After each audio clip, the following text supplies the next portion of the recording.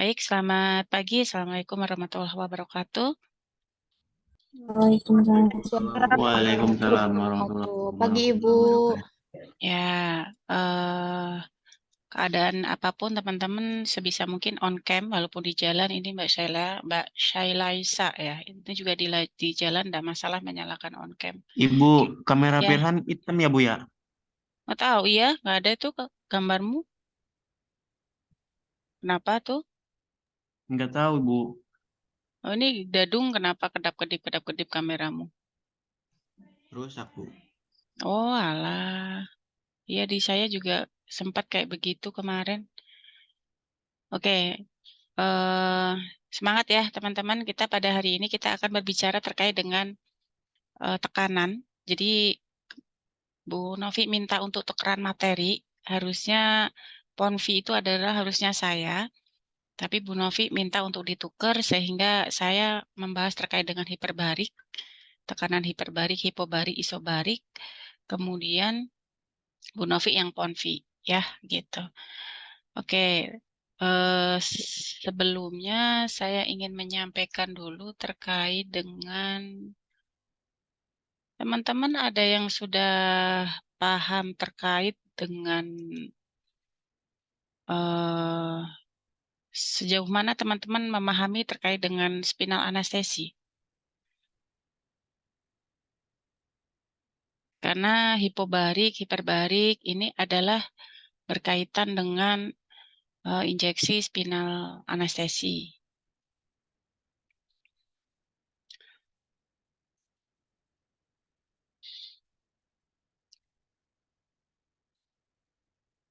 Ada? Sudah pernah mendengar terkait dengan jenis-jenis anestesi? Yang anestesi regional sama anestesi lokal itu.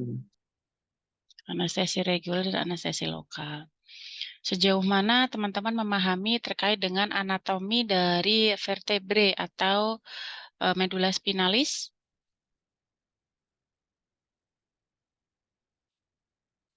Sejauh mana teman-teman memahami itu?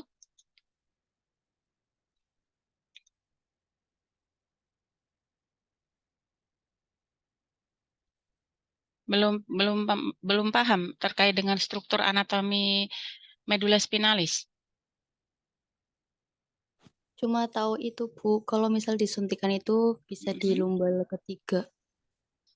Oke, secara struktur anatominya kemarin sistem persarafan belum ya? Belum ada dosen yang masuk untuk sistem persarafan.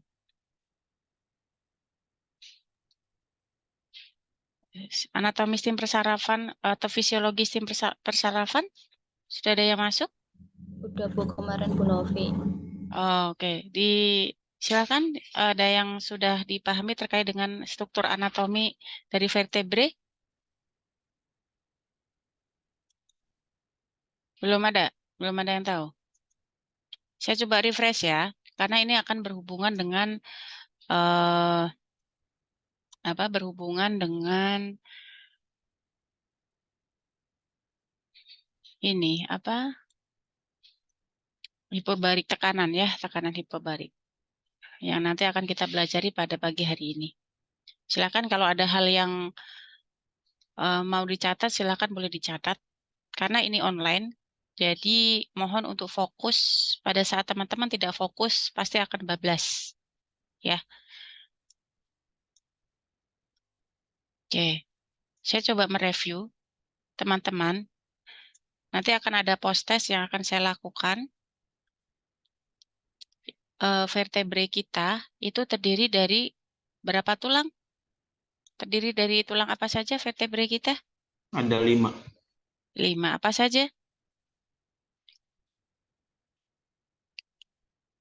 Apa saja?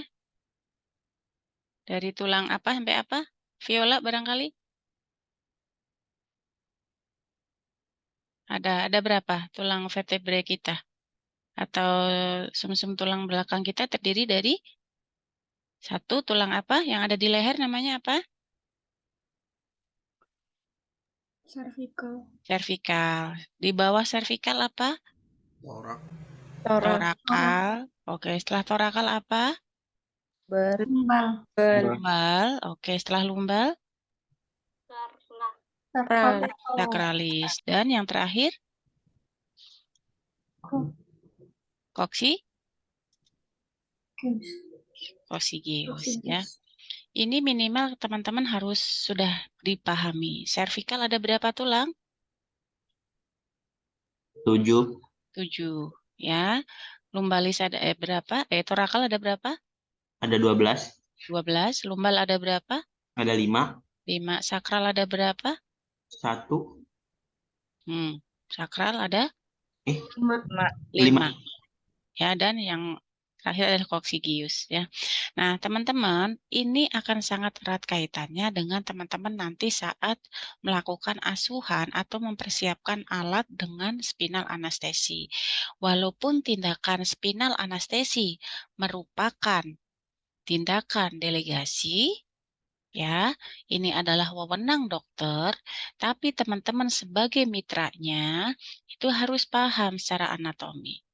Kalau tadi teman-teman mengatakan injeksi spinal itu biasa dilakukan di berapa? Di vertebre mana? Di vertebre mana kalau injeksi spinal? Lumbal. Lumbal berapa? 3. 3 sampai dengan 5. 5 ya. Biasanya kita L4 sampai L5 gitu ya.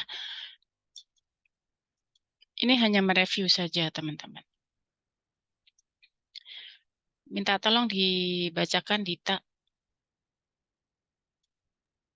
Spinal cord pada umumnya berakhir setinggi L2 pada dewasa dan L3 pada anak-anak. Fungsi dural yang dilakukan di atas segmen tersebut berhubungan dengan resiko kerusakan spinal cord dan sebaiknya tidak dilakukan. Secara anatomis dipilih segmen L2 ke bawah pada penusukan oleh karena ujung bawah daripada medula spinalis tinggi L2 dan ruang intersegmental lumbal ini relatif lebih lebar dan lebih datar dibandingkan dengan segmen-segmen lainnya. Lokasi interspace ini dicari dengan menghubungkan krista iliaka kiri dan kanan. Maka titik pertemuan dengan segmen lumbal merupakan prosesus spinosus L4 atau L45. Ya, jadi teman-teman, maksud dari ini adalah bahwa spinal cord pada umumnya berakhir setinggi L2 pada lumbal 2 pada dewasa dan L3 pada anak-anak. Kalau kita melakukan tindakan injeksi spinal, itu semakin tinggi. Semakin tinggi itu berarti berapa? Kalau lumbal itu ada L1 sampai L5, yang dikatakan semakin tinggi itu berarti L berapa?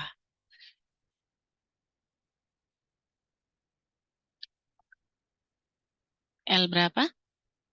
5. Enggak, salah. Anda lihat anatomi seperti ini. Jangan keliru dengan angka. Nih, Anda lihat di sini. P12. No, nih. Cervical 1 dengan cervical 7 itu lebih tinggi mana? Ya 1. 1. Torakal 1 dengan torakal 12 lebih tinggi mana? 1. L1 sampai dengan L5 itu lebih tinggi L berapa? 1. Ya. Jadi teman-teman, kalau melakukan tindakan spinal anestesi itu batas maksimalnya itu adalah L2 untuk dewasa dan L3 untuk anak-anak, understand? Jadi, kalau teman-teman akan melakukan tindakan spinal anestesi, misalnya nih didelegasikan sama SPAN ya, dokter.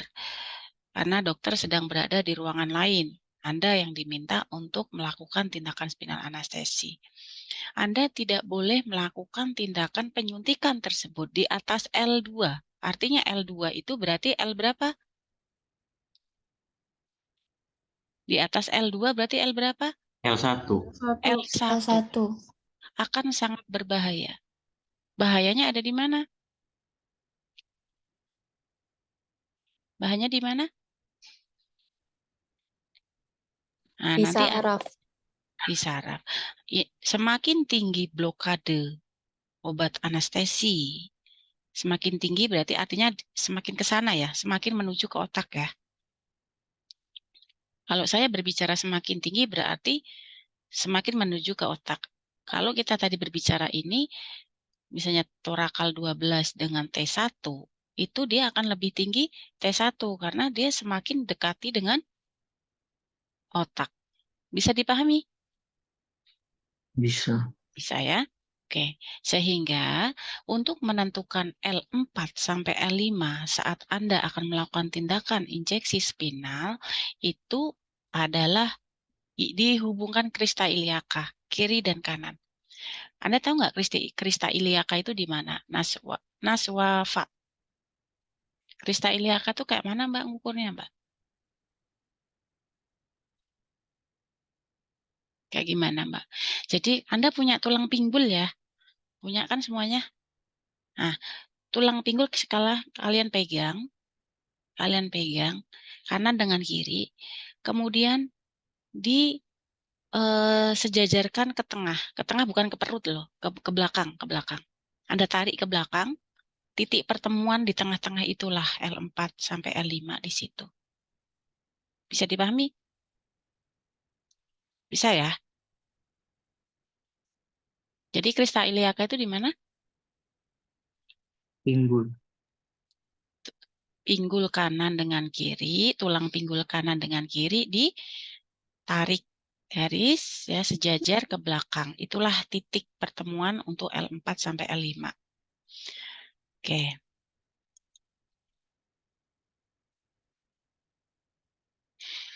Nah, kalau Anda lihat di sini,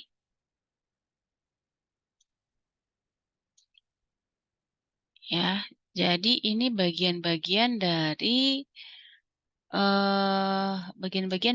anatomi vertebrae. Ya. Jadi nanti kita akan berbicara, ini harusnya teman-teman sudah belajar tentang ini harusnya. Harusnya kemarin saraf salah satunya harusnya berbicara tentang ini ya harusnya ya. Nah, terus kemudian ini saya hanya mengulang saja. Ini ruas-ruasnya. Nah, kalau kita akan lihat saraf spinal ini bagiannya seperti ini teman-teman. Yang tadi kita potong, yang panjang itu, ya kita potong, itu jadinya kayak begini nih. Potong cret, ada bagian-bagiannya. Paling depan ada supraspinosum ligamen, kemudian yang tonjolan ini transverse proses, ya. Ada ligamentum flavum, ada interspinosum ligamen dan lain sebagainya. Ini ada bagian-bagiannya. Ya, ini saya ambilkan yang ini. Ini adalah medula spinalis kita nih, yang bentuknya seperti apa ini? Kupu-kupu ya, yang tengah ini seperti ini. Ini adalah medula spinalis kita yang nanti dia akan fungsinya untuk apa sih medula spinalis itu teman-teman? Untuk apa dia? Sebagai apa medula spinalis? Penghubung impuls dari Iya, dia menghubungkan ya saraf sensori dan saraf motorik ke seluruh tubuh. Jadi dia itu sebagai penghubung atau dia disebut sebagai pusat utama refleks. Ya. Jadi kalau Anda mau melakukan pemeriksaan refleks itu ada hubungannya dengan medula spinalis. Nah, dia fungsinya untuk menghantarkan impuls. Ya, otak mau misalnya nih, saya berikan contoh misalnya Hesti. Hesti akan menulis. Ya, Hesti tidak akan bisa menulis tanpa ada perintah dari otak, kemudian dihantarkan ke medula spinalis, dari medula spinalis ke otot-otot. Itu tidak bisa. Kalau medula spinalisnya itu patah atau cedera, ya pasti tidak akan bisa. Apa yang ada di otak yang dikirimkan ke otak itu tidak akan nyampe ke organ tubuh kita. Contohnya saja misalnya seseorang yang jatuh dari pohon kelapa misalnya, kemudian patah salah satu tulang vertebrae, anggaplah di misalnya L1 dia patah, di lumbal 1 dia patah. lumbal 1 ke bawah, ya, dia mensyarapi apa misalnya, ya apa yang disyarapi itu dia tidak akan bisa berfungsi karena sudah putus darasnya. Jadi jembatannya itu udah putus ibaratnya. Nah, bentar dulu. Saya ada gambar ini nggak ya? Semoga sih ada gambarnya. Oh, nggak ada. Ini harusnya Anda sih sudah dapat harusnya.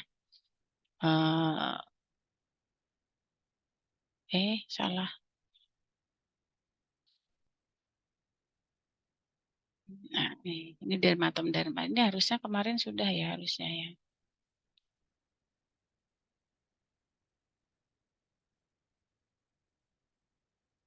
Nah, ini ya. Jadi ini perluas-ruas ini teman-teman. Ini dia akan mengatur organ yang berbeda-beda. Ya, misalnya vesika urinaria kita, kemudian sphincter uretra kita, sphincter alvi kita. Itu semuanya akan ada diatur. Ya. Jadi kalau di sini sudah ada patah tulang atau cedera di vertebrenya ya, misalnya di sini nih di L1. L1 dia patah, cret. Semua yang organ yang ada di sini yang diatur oleh L2 sampai ke bawah koksigius, ini kan L1 nih. Ini L1, L2, L3, L4, L5. Kalau misalnya L1 di sini patah, cret, ruasnya patah, L2 ke bawah itu nggak berfungsi. Bahkan kalau dia akan mensyarafi ekstremitas, ya ekstremitasnya dia tidak akan berfungsi, akhirnya lumpuh pasien tersebut, gitu ya. Itu. Nah, kemudian nih, posisinya apa teman-teman? Posisinya apa kalau melakukan spinal anestesi? Miring ya, Bu. Miring. Miring. Duduk, Duduk. duduk, ya, duduk. Jadi ada 3 posisi.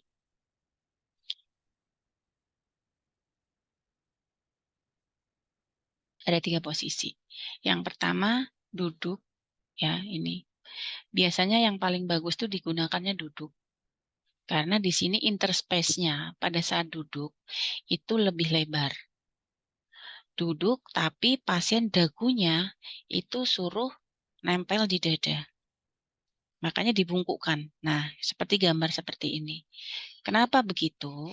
Tidak hanya duduk seperti kita sekarang, bukan ya, tapi dagu pasien itu ditempelkan di dada.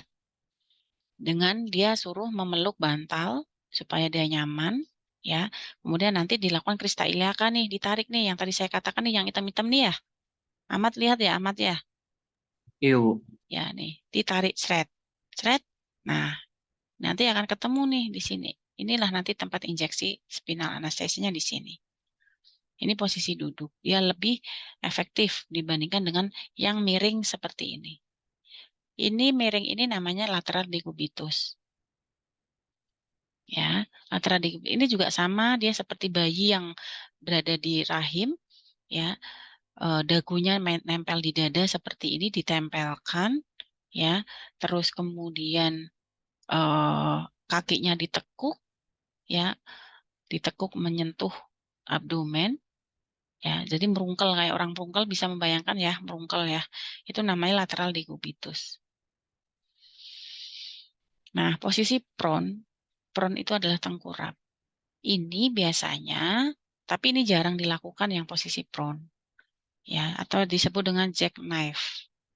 Itu adalah biasa dilakukan pada pembedahan yang anorektal atau pembedahan seperti hernia itu ya, yang ada hubungannya dengan anus, rektal, ya, hemoroid misalnya, itu akan diberikan posisi prone, tulisannya prone atau tengkurap.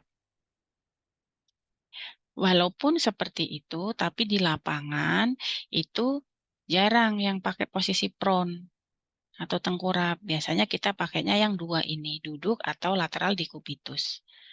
Nah, ini Anda lihat gambar di sini nih. Ya, gambar ini flexion yang atas, yang bawah extension.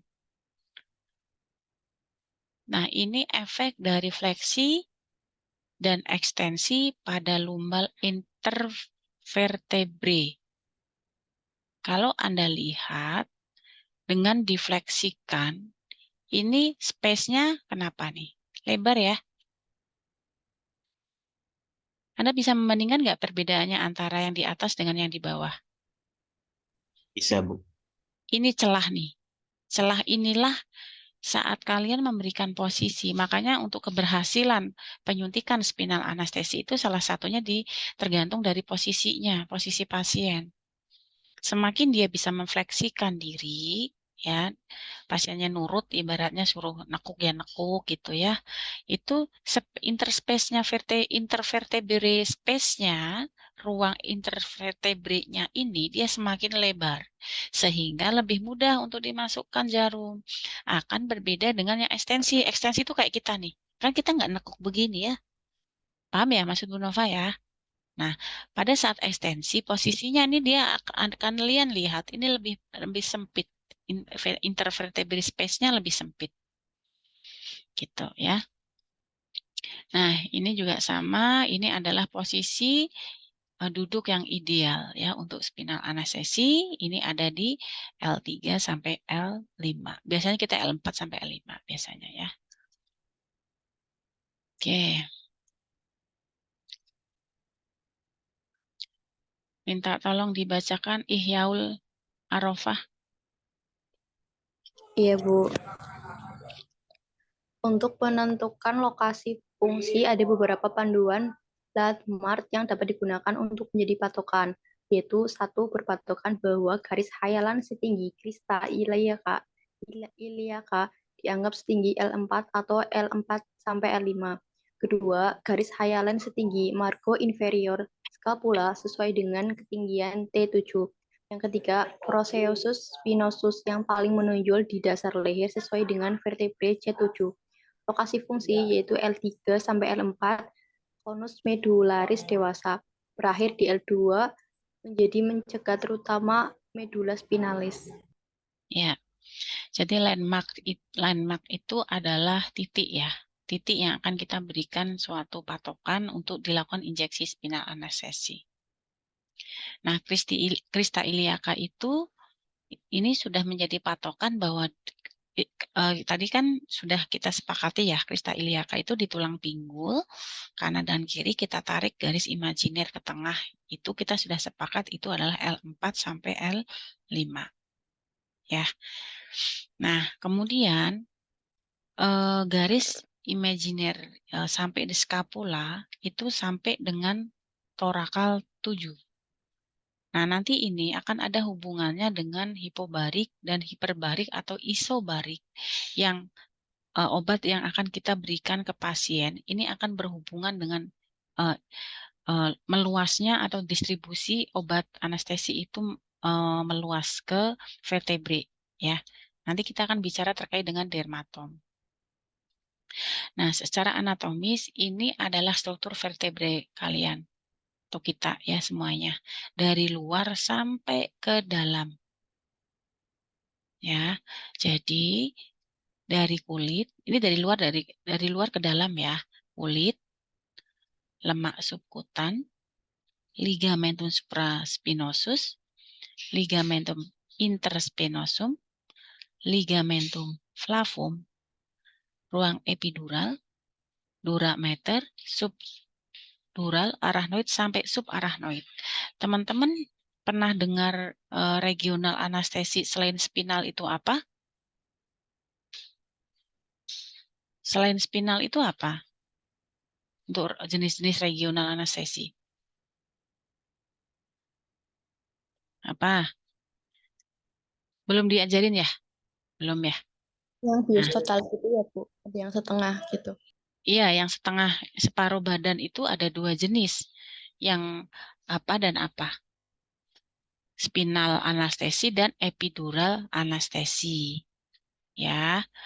Nah, kalau yang nanti saya akan berikan itunya, contohnya. Yang epidural itu adalah kalau kita lihat nih berdasarkan susunan anatominya antara regional menggunakan epidural dengan regional menggunakan spinal anestesi, kedalamannya lebih dalam mana? Kalau teman-teman konsen, itu pasti bisa jawab. Epidural bukan, Bu? Saya ulangi ya. Saya ulangi. Tadi kan regional itu kita mengenal secara umum itu ada dua, epidural dan yang spinal. Ya. Nah, ini kan struktur anatomi vertebrae kalian atau kita ya dari luar sampai ke dalam. Kan ini tadi gini.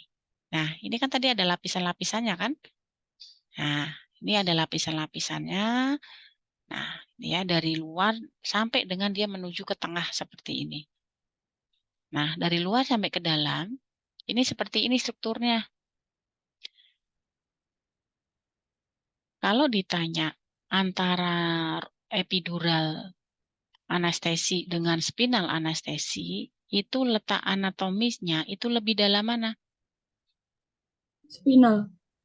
Iya, Spinal. spinal. Karena secara anatomis itu adalah ruang epidural itu dengan ruang subarachnoid. Jadi untuk injeksi spinal itu di sini nih. Paling tengah di sini. Subarachnoid. Ya, sehingga lebih dalam yang spinal. Paham ya? Ya. Nah, ini penjelasan dari yang tadi ya. Jadi perbagian dari kulit, lemak, ligamentum supraspinosum, ligamentum interspinosum, ligamentum flavum. Kalau misalnya ditanya, ligamentum yang paling dalam adalah di antara supraspinosum, interspinosum, dan ligamentum flavum, itu yang paling dalam yang mana? Flavum. Flavum. Ya, pintar ya. Oke. Nah, letak, teman-teman konsen ya, letak dari injeksi untuk epidural itu di sini nih. Antara ruang epidural dengan durameter. Nah, nanti teman-teman akan bicara tuh, mungkin semester berikutnya nanti ya, akan berbicara terkait dengan itu ya. Nah, ini agak nggak terlalu jelas, tapi paling tidak Anda tahu dari luar sampai ke dalam. Ini adalah spinal cord kita. Inilah tempat kita suntikan spinal anestesi disuntikan. Jadi ini dalam banget nih. Sus ini, misalnya ini Anda lihat tanda arah panas saya kah? Kursor saya kelihatan ya. Clear.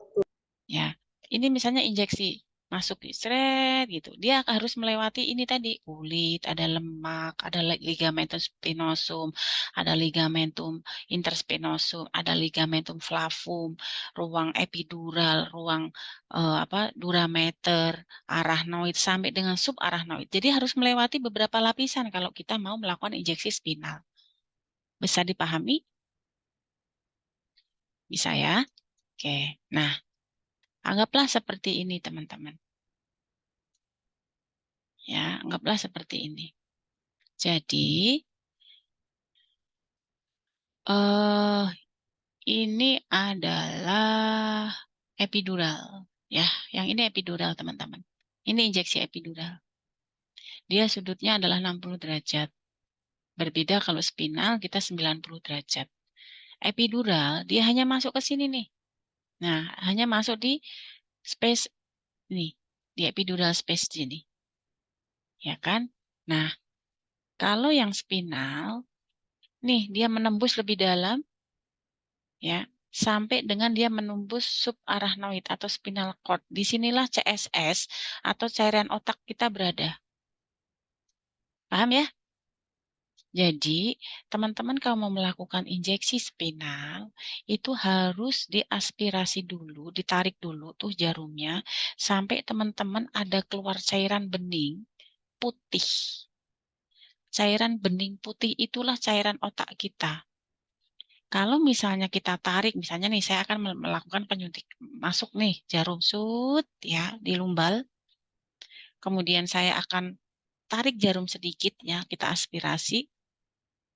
Terus kemudian keluar CSS-nya, cairan putih bening, berarti kita sudah berhasil masuk di subarachnoid. Nah, nanti tinggal dimasukkan obat anestesinya, set gitu. Ya. Tapi kalau misalnya kita belum yakin pada saat kita tarik kok belum keluar CSS atau cairan cerebrospinalis atau cairan otak, jangan sekali-kali obat dimasukkan. Yakinkan dulu kita tarik bahwa di situ tuh ada CSS berada. Bisa dipahami? Bisa, Bu. Bisa ya? Oke. Nah, ini ya tadi dia akan melewati beberapa lapisan. Nah, ini set masuk sini ya. Oke. Nah, ini ya kalau epidural space-nya ada sampai di sini aja. Dia nggak sampai ke sini, nggak sampai ke spinal cord. Karena kalau epidural space itu kita bukan CSS atau bukan cairan otak yang kita targetkan. Ya, gitu. Nah, ini untuk kaudal atau sakrum. Sakrum tadi ada berapa ruas ya? Ada berapa ruas tadi, Cindy, sakrum? Nah, kok pada diam? Ada berapa ruas sakrum? Ada berapa tadi? Ada berapa pasang? 5, Bu. 5. S1 sampai S5. Kalau cervical ada S5. berapa? 7. 7, Torakal ada berapa? 12, 12. Lumbal ada berapa? 5. Cervical ada berapa? 7, 5. Ya, 7. oh, bingung. Sakrum ada berapa? 5. Ya, 5, jangan sampai lupa ya. Nah, kalau kita akan melakukan tindakan anestesi spinal yang memang biasanya di alat kelamin ya, misalnya hernia atau misalnya di operasi hemoroid, itu biasanya kita melakukan injeksinya di sakrum, di kaudal, di sakralnya, ya, gitu. Nah, ini bisa S2 sampai S5 kita bisa lakukan tindakan penyuntikannya untuk di daerah perineal. Ya, contohnya pembedahan perineal, hemoroidektomi atau hemoroid ya, atau kita akan melakukan tindakan anestesi misalnya untuk apa misalnya ya, terkait dengan anus misalnya. Nah, itu kita biasanya melakukan injeksinya di sakral atau sakrum. Nah, ini adalah dermatomnya, teman-teman. Jadi, kalau misalnya saya melakukan injeksi di L berapa mana? Lumbal ini misalnya saya tarik lumbal gini ya, seret garis krista iliaka di sini. Itu efeknya tidak hanya di situ. Ya, efeknya nggak hanya di situ, dia akan menyebar. Ya, yang biru ini, ya, yang biru ini adalah dermatom penyebaran obat anestesi. Ini L1, L2, L3, L4, L5 ini akan ikut teranestesi pada saat Anda melakukan injeksi di L di lumbal. Paham nggak maksud saya? Jadi jangan dikira kalau kita mau melakukan tempat injeksi Elsa di lumbal 4 sampai lumbal 5 yang akan teranestesi atau yang akan terblok hanya di situ saja, bukan. Nah, ini bisa menyebar ke sini nih. Bagian depan dari ke kaki. Makanya kalau misalnya mau operasi sesar kayak gitu-gitu ya, ini kan pada saat kita blok injeksi di L4 sampai L5 misalnya, kaki kan mesti suruh ngangkat, bisa atau enggak? Atau kita cubit bagian ekstremitas bawah dia kerasa atau tidak. Karena dia akan larinya ke sini nih, blok anestesinya. Dari depan ini juga belakang juga sama. Bisa dipahami maksud Bu Nova? Bisa? bisa, Bu. Bisa ya? Saya, Bu. Ya.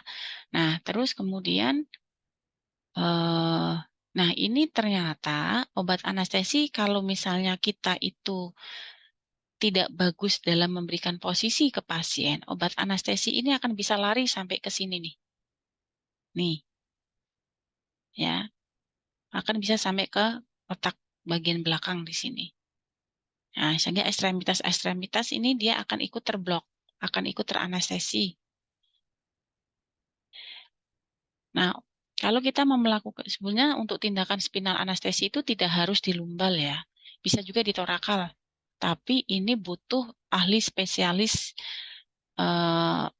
benar-benar spesialis ini, spesialis vertebre atau spesialis spinal, bukan dokter anestesi biasa. Kalau kita melakukan tindakan anestesi sampai dengan torakal.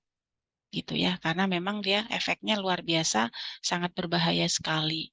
Ya, hati-hati. Nah, ini adalah angka dermatom-dermatom yang nanti akan ikut terblok.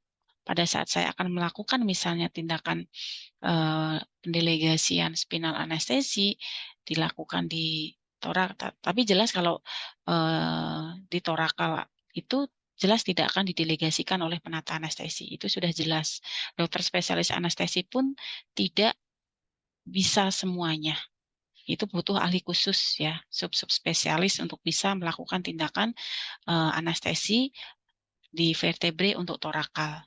Ya, kalau masih lumbal, sakral itu masih SPAN biasa masih bisa gitu. Penata anestesi pun masih bisa atas delegasi dokter gitu. Tapi kalau mau kalau injeksi di torakal, nah itu butuh keahlian khusus. Nah, ini tingkat dermatom itu tingkat keluasan atau tingkat pencapaian titik blok anestesi. Kalau misalnya ada operasi di ekstremitas bawah, dia harus bisa mengeblok sampai dengan torakal 12. Jangan sampai naik. Anda bayangkan kalau misalnya obat anestesi itu naik ke torakal sampai servikal bahkan. Apa yang terjadi kalau obat anestesi sampai naik lebih tinggi? Misalnya nih, misalnya akan dilakukan tindakan pembedahan amputasi.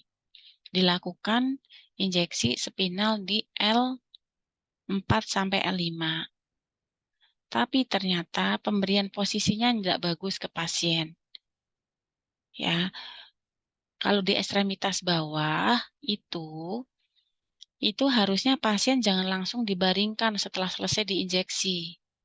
Biarkan dulu dia duduk beberapa menit karena yang kita letak operasinya adalah di ekstremitas bawah, di kaki. Sehingga biarkan obat anestesinya turun dulu semua di bagian bawah. Karena kalau langsung ditidurkan, dia akan berdistribusi ke atas nanti. Bisa membayangkan nggak, maksud Bu Nova?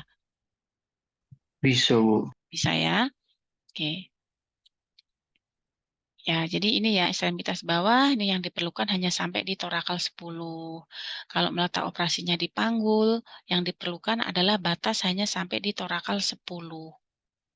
Ya, kalau misalnya di intraabdomen ini sampai di torakal 4 dan lain sebagainya. Ini hanya dermatom-dermatomnya saja.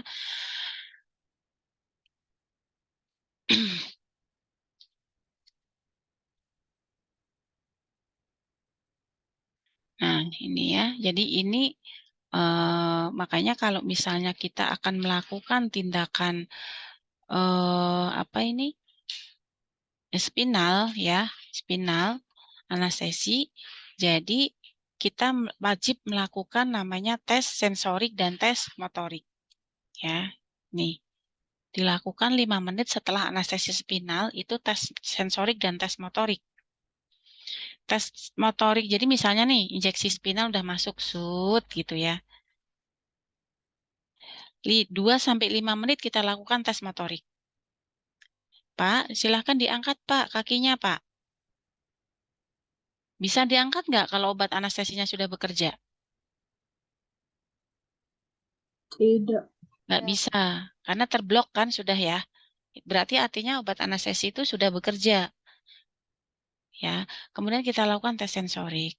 Tes sensorik ini dengan menguji sensasi kita cubit kayak ya, atau kita dengan pakai pinset ya, kita lakukan uji sensasi ya, kita agak tekan dengan pinset tumpul ya, atau jarum tumpul gitu ya. Jangan yang lancip. Kalau yang tajam ya dia pasti akan melukai pasien. Kerasa nggak pasiennya? Itu namanya tes sensorik ya. Nah, teman-teman, tes sensorik ini kita ada yang namanya blok lengkap sampai belum ada blok. Konsentrasi ya, teman-teman ya. Jadi setelah 5 menit kita melakukan spinal anestesi, lakukan tes motorik dan tes sensorik. Kalau misalnya obat anestesinya itu belum bekerja, pasien suruh melipat lutut dan pasien suruh melipat jari, itu dia masih bisa. Sehingga dia nilainya plus positif 2. Tapi kalau bloknya itu obat anestesinya sudah bekerja separuh atau parsial, Pak angkat Pak kakinya Pak, atau dilipat Pak lututnya Pak, ditekuk lututnya. Dia tidak bisa menekuk dengan sempurna. Jari-jarinya Pak digerakkan Pak, nah dia masih bisa menggerakkan jarinya. Itu namanya blok parsial. Bisa dibayangkan? Nah, kemudian kalau blok hampir lengkap, Pak coba ditekuk Pak kakinya Pak. Dia nggak bisa, pasiennya nggak bisa nekuk. Gerakan Pak jarinya, nah, dia masih bisa util-util gitu ya, masih ada gerakan-gerakan sedikit. Itu berarti blok hampir lengkap.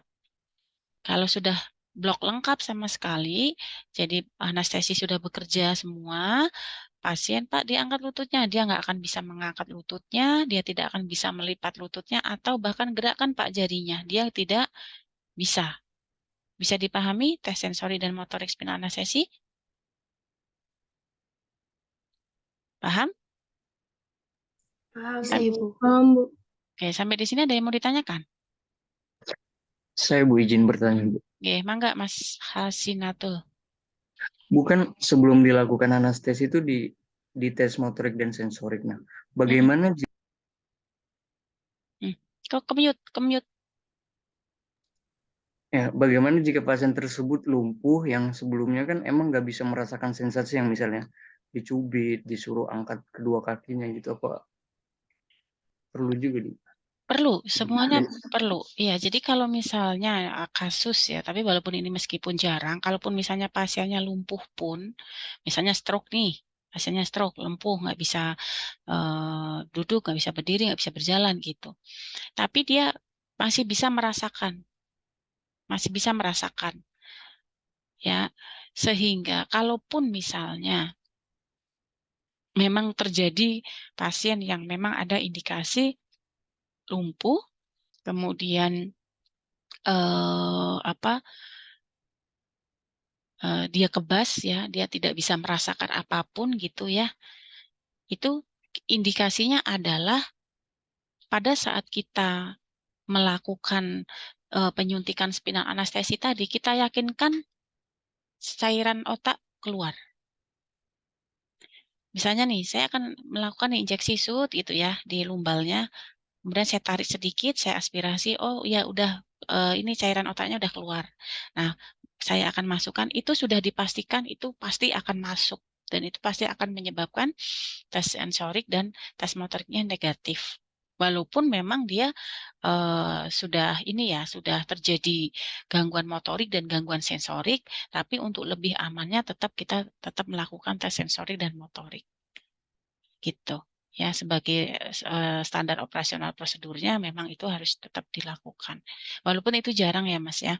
Biasanya kalau pasien stroke pun walaupun dia lumpuh pun dia tetap bisa merasakan tes sensoriknya bisa gitu.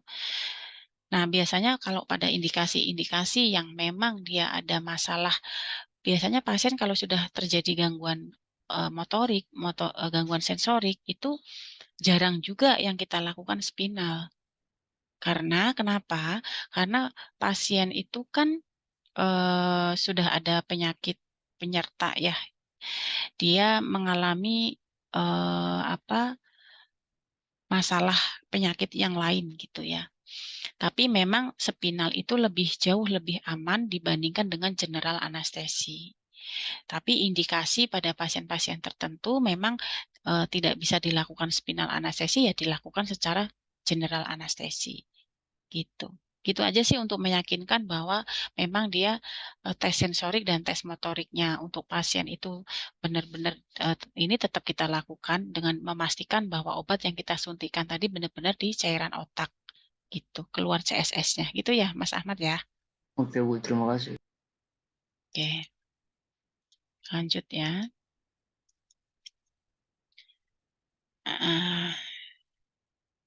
Saya nggak tahu ini sudah atau belum sih teman-teman nih ya. Harusnya sih kemarin sudah. Saya langsung ke ini saja. Anatomi ini ya.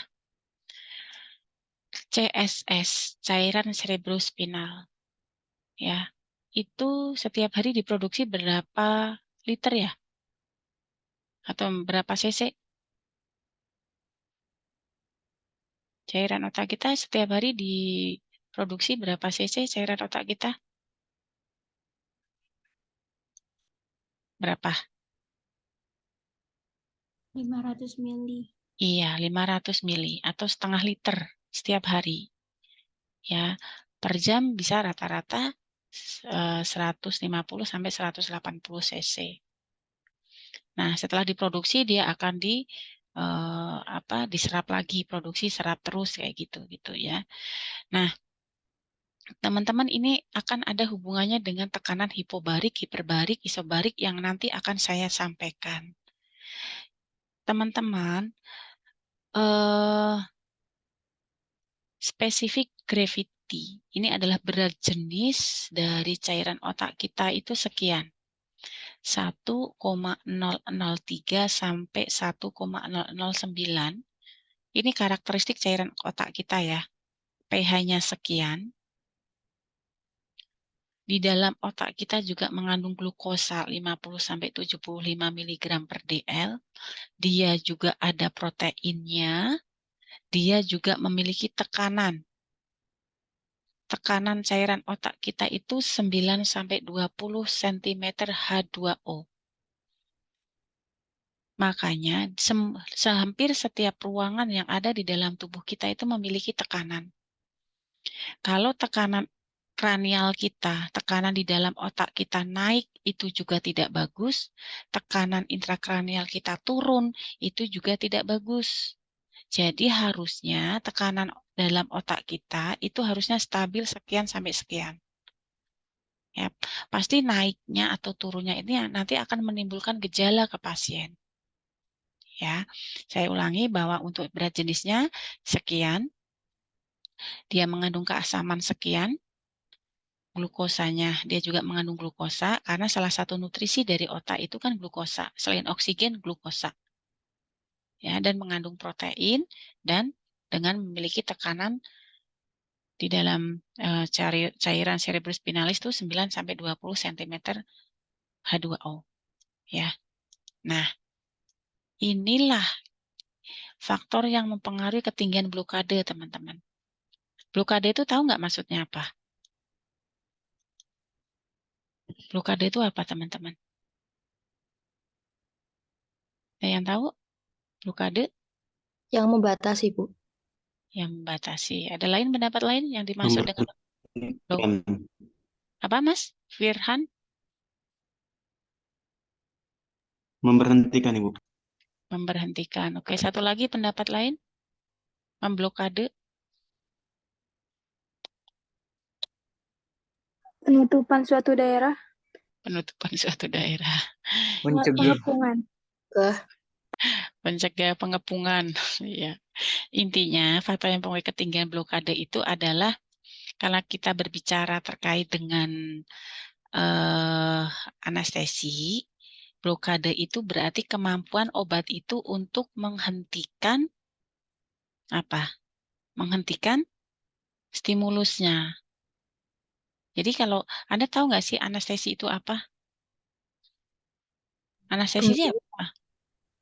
Menghentikan secara Menghilangkan nyeri. Iya, menghilangkan menghilangkan nyeri. rasa nyeri. Ya, A itu tidak. Ya, A itu kan tidak ya. Ya, TESA itu adalah dia nyeri. Jadi dia menghilangkan nyeri. Jadi diblok impuls saraf nyerinya itu diblok, dihentikan. Ya, dihentikan. Jadi kalau misalnya blok impuls sarafnya atau rangsang nyerinya itu dihentikan, ya dia bisa merasakan nyeri nggak pasien? Nggak bisa kan? Ya, jadi apa sih yang mempengaruhi ketinggian blokade? Yang pertama adalah barisitas dari cairan anestesi. Barisitas dari obat anestesi. Inilah yang akan dibahas kita, yang ada hubungannya dengan hiperbarik dan hipobarik. Nanti teman-teman saat di semester selanjutnya, teman-teman akan berbicara terkait dengan apa sih hiperbarik, apa sih hipobarik, dan apa sih isobarik. Kalau hiperbarik, kira-kira apa hiperbarik itu? Hiperbarik itu apa? Ada yang tahu? Saya berikan contoh ini ya, ntar dulu. Anda silakan nanti disimak. Semoga Anda paham dengan YouTube ini ya. Kemarin, ada satu pelajar yang ambil kursus networking bilang, dia pernah dapat banyak kesulitan dalam proses belajar bahasa Inggris, seperti kurangnya jalur pembelajaran khusus, tidak termotivasi untuk buat homework, dia sangat malu untuk berkomunikasi dalam bahasa Inggris. Kelihatan enggak? Masih muter. Tapi kelihatan YouTube dari saya? Udah, Bu. Kelihatan, Bu. Udah ada, Bu. Kedengaran suaranya enggak? Dengeran, kecil, Bu.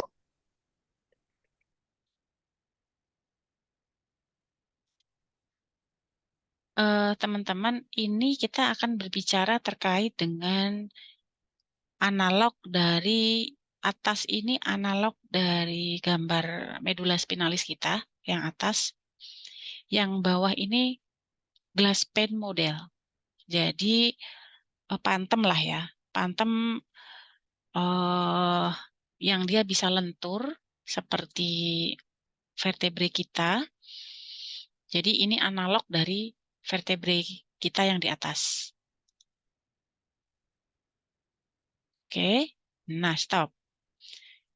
Ini cairan isobarik. Injeksi ini adalah air yang ada di sepet ini adalah yang isobarik. Jadi tekanannya itu sama, cairan berat jenis yang ada di sepet ini cairannya sama dengan berat jenis otak. Tadi berapa ya berat jenis cairan otak kita ya? Sekitar berapa tadi? 500 mili. Berat jenis kok. Kalau itu kan produksinya. 1, berapa? 1,003 sampai 1,009. Ya, ini ya. Mana tadi? Salah. Nih, ya. Terus kemudian mana tadi? Kelihatan nggak ini YouTube-nya? Kelihatan. Oke. Nah, yang di bawah ini hiperbarik, cairan hiperbarik, di mana cairan ini anggaplah yang disuntikan adalah obat anestesi. Ya, nah obat anestesi yang disuntikan di sini ini adalah hiperbarik. Jadi berat jenisnya lebih tinggi dibandingkan berat jenis otak. Kalau isobarik berarti sama, berat jenisnya antara cairan yang ini obat lah ya, anggaplah obat anestesi dengan cairan otak ini sama. Kalau hiperbarik berarti lebih tinggi yang cairan otaknya atau lebih tinggi obat anestesinya kalau hiperbarik? Obat anestesi. Obatnya, Bu. Obat anestesi. Anestesi. Anda lihat ya. Anda lihat. Oke, obat anestesi sudah masuk. Yang atas pakai cairan yang isobarik, yang bawah pakai obat yang isobarik. Silakan kita masukkan. Lihat penyebarannya. Lihat penyebarannya. Kalau berat jenisnya beda, iklan. Ya. Kenapa ini muyang-muyang?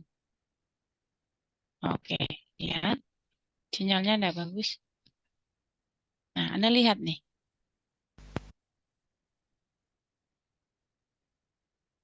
Apa yang bisa Anda amati dari ini, gambar ini, antara yang ISO dengan yang hiper?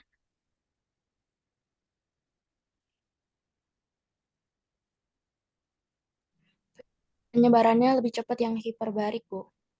Ya, kenapa begitu? Karena obat anestesinya lebih tinggi. Iya, karena berat jenis anestesinya dia lebih bisa mendorong cairan otak sehingga distribusinya dia lebih merata.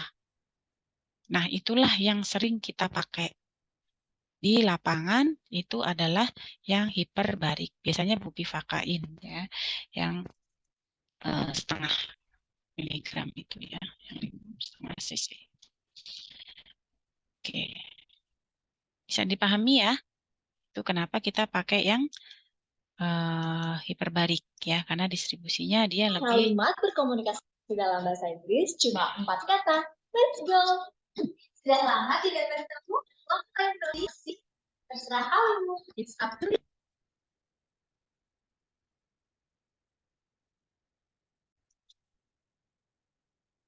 Oke, sampai di sini ada yang mau ditanyakan? Kiranya jelas ya. Oke. Bu, saya ingin bertanya, Bu. Mangga, Mbak.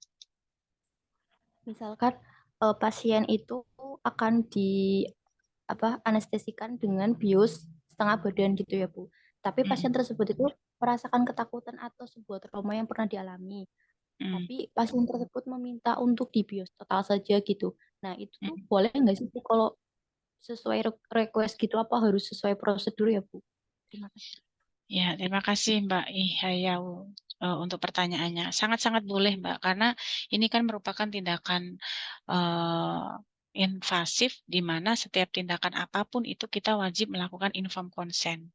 Biasanya H-1 sebelum tindakan pembedahan itu dokter anestesi akan melakukan kunjungan anestesi di ruangan.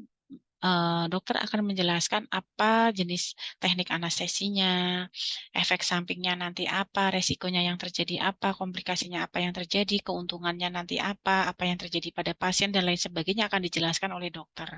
Kalau ternyata misalnya, oh ini pasiennya saya takut dok, misalnya seperti saya minta yang untuk general anestesi atau anestesi umum saja, enggak masalah, nggak apa-apa, gitu, nggak apa-apa, ya, Terima gitu. kasih, Bu. Oke. Kayak gitu ya, jadi tidak ada masalah. Jam berapa, Mas? Tadi yang dengan WA saya itu bukan? Oh, yang Irgi itu jam berapa ya? Oh, jam 1. Oh ya, oke. Oke. Oke.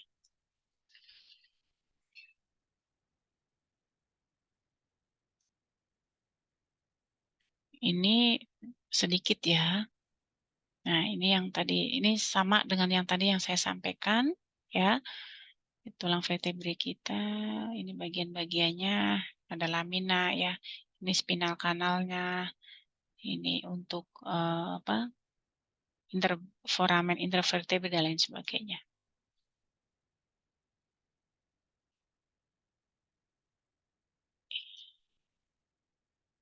Nah, ini di mana di ruas-ruas kita vertebrae ada juga misalnya kita mau melakukan tindakan spinal anestesi misalnya ya, kita harusnya aspirasi yang keluar CSS-nya tapi ternyata keluarnya darah. Nah, berarti kalau keluar darahnya berarti dia masuknya ke sini, ke arterinya biasanya ya gitu. Jadi kita pastikan dulu bahwa tempat yang kita lakukan suntikan itu benar dengan cara kita menarik atau melakukan aspirasi, menarik apakah keluar nggak CSS-nya. Ya, warnanya putih bening seperti air. Nanti agak pekat gitu ya, agak pekat sedikit. Ya, lapisan-lapisannya tadi. Nah, ini tadi ya CSS kita itu 500 cc ya. 500 cc setiap hari dibentuknya di choroid plexus ya, di ventricle ketiga otak. Jadi CSS kita itu diproduksi di ventricle ketiga otak kita di plexus koroid ya, di mana dia akan didistribusikan ke ruang subarachnoid itu sebanyak 30 sampai 80 cc. Dari 500 cc itu akan diedarkan ke seluruh otak ya dan lain sebagainya. Nah, 30 sampai 80%-nya itu akan diedarkan di subarachnoid. Tempat kita nanti akan melakukan tindakan anestesi. Ini spinal dan epidural anestesi. Itu ya. Ini tadi krista iliaka kita di sini ya. Ini krista iliaka kita tadi yang kita lakukan tarik garis imajiner gitu ya. Nah, Anda lihat nih perbedaan barisitas ya. Perbedaan barisitas antara hipobarik dengan hiperbarik. Jadi harusnya kalau hiperbarik itu cairan obatnya itu lebih tinggi dibandingkan dengan cairan otak. Ya, gitu. Sehingga kalau hipobarik ya dia kalau misalnya hipobarik itu kan dia berarti berat jenis obatnya itu dia kurang atau lebih tinggi dari otak. Lebih tinggi. Kalau hipobarik Kurang. kurang ya. Sehingga kalau kurang ya dia tidak akan penyebarannya dia kurang bagus nanti ya. Dibandingkan dengan hiperbarik karena dia lebih kuat. Nah, seperti ini. Jadi penyebaran dari obat anestesi itu tergantung dari barisitas tadi atau dengan posisi pasien. Makanya teman-teman, pemberian posisi pada pasien itu merupakan salah satu tugas Anda. Ya, salah satu tugas Anda. Jadi, kalau misalnya nanti nih misalnya nih ya. Nah, nih untuk sensory block pasien di ruang pemulihan ya, itu dia rata-rata akan menunggu sampai dengan 2 jam. Makanya biasanya di ruang RR itu atau di ruang pemulihan, itu pasien setelah dilakukan tindakan operasi, itu akan dilakukan monitoring selama 2 jam. Itu ya karena ini sesuai dengan teori bahwa recovery komplit dari sensorisnya itu rata-rata dia akan pulih seperti semula itu 2 jam. Gitu ya. Sensorik beda dengan motoriknya ya. Kalau motorik bisa sampai 4 jam. Oke, itu yang bisa Bu Nova sampaikan. Sampai di sini ada yang mau ditanyakan? Silahkan. Ada yang mau didiskusikan? Mangga. Bu, saya izin bertanya lagi, Bu. Oke, monggo. Kan tadi katanya cairan CSF itu apa tadi cairan yang otak gitu ya, bukan setiap hari kita memproduksi 500 mili. Itu kan 500 mili kan lumayan banyak gitu, Bu, setiap hari. Kan tadi dijelaskan juga nanti akan diedarkan ke otaknya gitu ya, Bu. Nah, itu apakah semuanya akan terpenuhi di otak atau ada lebihnya? Kalau misalkan lebih itu larinya kemana, Bu? Cairan tersebut. Ya, terima kasih Mbak Arofah untuk pertanyaannya. Pertanyaannya sangat bagus. Teman-teman pernah mendengar kasus hidrosefalus? Tahu, Bu. Tahu. Kepalanya lebih besar ya? Iya, Bu. Ya, biasanya terjadi pada bayi ya, dia dengan kelainan kebawaan atau kongenital. Jadi, cairan otak itu akan diproduksi setiap harinya itu 500 cc.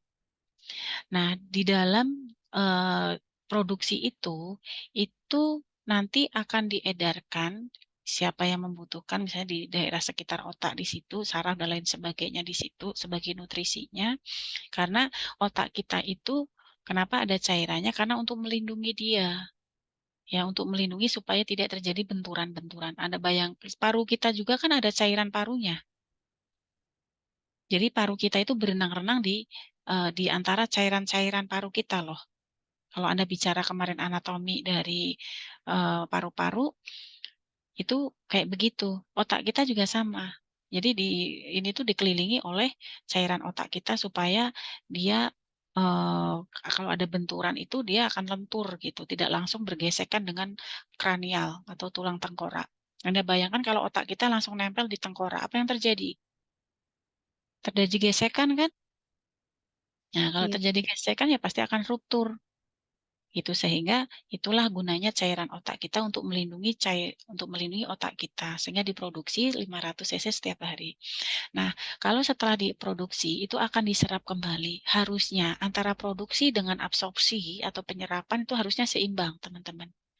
Pada saat produksinya 500 cc, tetapi untuk kemampuan menyerapnya atau kemampuan absorpsinya itu tidak maksimal, itulah akan terjadi apa? Penumpukan cairan otak yang disebut dengan hidrosefalus tadi. Hidrosefalus itu dia antara absorpsi dengan penyerapan dengan produksi itu nggak seimbang. Produksinya bisa banyak 500 cc, ya harusnya yang bisa diserap ya harusnya bisa semuanya bisa diserap. Ya, sehingga tidak terjadi penumpukan cairan CSS atau cairan otak. Nah, kalau dia terjadi penumpukan cairan otak, adanya produksi dengan penyerapan itu tidak seimbang, ya dia akan membesar, menumpuk setiap hari, dia nanti akan menekan dinding-dinding otak yang ada di sekitarnya, akan menekan dinding kranial, ya akhirnya membengkak tadi. Begitu. Kalau pada bayi mah cairan otaknya itu akan mengisi ruang-ruangan yang kosong, dia masih elastis. Tapi kalau misalnya terjadi kebocoran kranial misalnya sehingga CSS-nya itu bocor, terjadi pada orang dewasa, ya pasti gimana Anda bisa membayangkan akan terjadi peningkatan tekanan intrakranial yang sangat hebat karena adanya desakan dari CSS. Sehingga pasti akan terjadi hal-hal yang pusing dan lain sebagainya, ya sehingga akan sangat-sangat mengganggu dan itu memang harus dikeluarkan. Makanya pada pasien hidrosefalus itu dia kan gangguan bawaan. Itu tata laksananya dengan apa? Hanya dengan satu, yaitu dia dengan pembedahan. Dia nanti akan dipasang saluran untuk bisa mengeluarkan cairan otaknya. Begitu. Gitu Mbak Arafah. Bu, itu kalau udah dioperasi hidrosefalusnya kan saya pernah lihat dia itu cairannya kayak masih ada gitu loh Bu di kepala kayak masih gede. Apakah itu caranya memadat atau gimana ya Bu? Enggak, Mbak. Jadi untuk tindakan pengambilan cairan otak itu bertahap. Tidak bisa sekonyol-konyol langsung diambil semua gitu. Jadi memang dia harus bertahap. Karena kenapa? Karena kalau misalnya terjadi penurunan tekanan intrakranial secara mendadak, itu akan fatal akibatnya bagi pasien tersebut. Sehingga memang harusnya bertahap gitu. Bukan karena menumpuk atau apa, bukan karena menjadi padat, bukan, Mbak. Jadi ruang-ruang CSS itu mengisi ruang-ruang celah-celah yang ada di kranial kita. Apapun yang ada di celah-celah. Tadi kan banyak tuh celah-celahnya ya. Saya share tadi itu kan ada tuh celah-celah ini ya. Bentar dulu, mana tadi? Rongga-rongga ini ada subdural space, ya space ini kan dia celah-celah yang nanti akan diisi oleh ini ya cairan CSS. Mau namanya cairan itu pasti mengisi celah ya. Itu. Setiap ada celah pasti dia akan isi, rongga-rongga itu pasti akan diisi gitu ya. Mana tadi space tadi ya, gitu. Nah ini ya. Nah ini ada spinal kanal, ini ada celah-celah kayak begini. Ini dia akan diisi dia. Kalau terjadi antara produksi dengan absorpsi itu tidak seimbang, harusnya seimbang gitu. Gitu Mbak Rofah. Iya Bu, terima kasih Bu. Oke, jelas nggih yang disampaikan? Nggak ada pertanyaan? Sudah cukup? Oke, baik kalau kita simpulkan bersama-sama tema kita pada pagi hari ini kita belajar terkait dengan tekanan, perbedaan tekanan ya dari hipobarik, isobarik dan hiperbarik. Nah, yang dimaksud dengan hiperbarik itu apa? Hiperbarik itu apa? Hiperbarik tadi intinya Distribusi obatnya Berat lebih cepat. jenis cairan. berat jenis dari Cairan lebih besar daripada dari cairan otak kita. Iya, oke, pintar. Kemudian untuk Krista iliaka itu apa? Nanti Krista iliaka itu apa tadi? Tulang pinggul kanan kiri. Titik temu antara tulang pinggul kanan dengan kiri ya, ditarik garis imajiner, itulah Krista iliaca. Kemudian vertebra kita ada berapa? 5. Apa saja?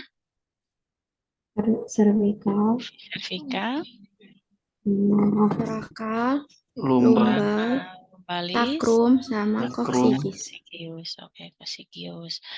Oke, kalau urutan anatomis vertebre dari luar ke dalam apa saja?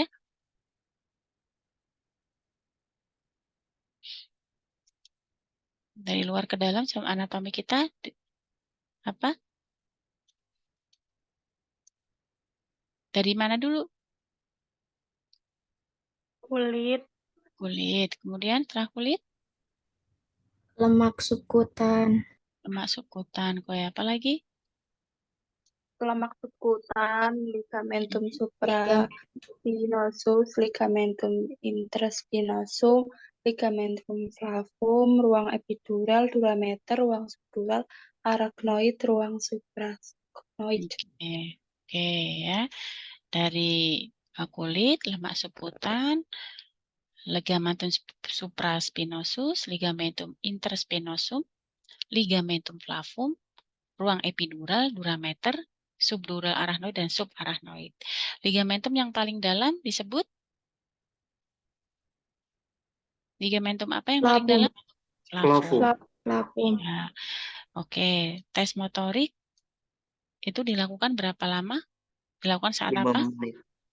5 menit setelah pasca anestesi. Kalau misalnya nih, setelah kita memberikan injeksi spinal, terus kemudian ternyata pasiennya suruh menekuk lututnya itu belum bisa. Ya, belum bisa secara sempurna menekuk lutut, tapi dia bisa menggerakkan jari-jarinya. Jadi dia berapa nilai tes sensoriknya? Parsial. Kalau misalnya kita minta untuk pasien tes sensorik, kita lakukan pengujian pasiennya itu